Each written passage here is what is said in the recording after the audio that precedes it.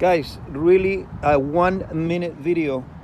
If you guys have ton of play on your second gen Dodge, you need two tools, a 60mm wrench and a 5mm Allen key. I'll show you why. This is why. Right here on top of the steering box is a 60mm nut. Okay, righty tighty, lefty loosey. You loosen the nut. After you loosen the nut, take the 5mm Allen key wrench.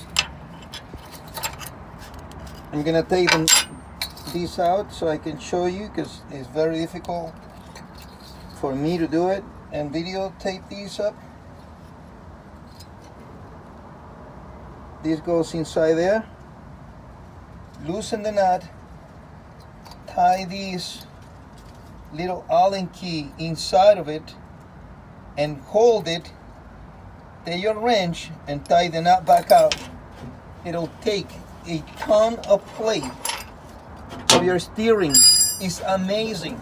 I had so much play on my steering box, over a half a turn. I will shot a video to show you guys how much play I took off this. Unfortunately, I never made a video before the issue. I had a over half a turn of play on the steering, and right now I'm doing like 62, and that's it.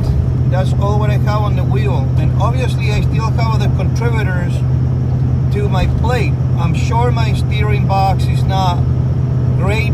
I have 250,000 miles on the Dodge, but this is how much play I have now. I'm gonna check my track bar bushing. That could be costing a little bit of a wandering on the wheels, and also my my shocks.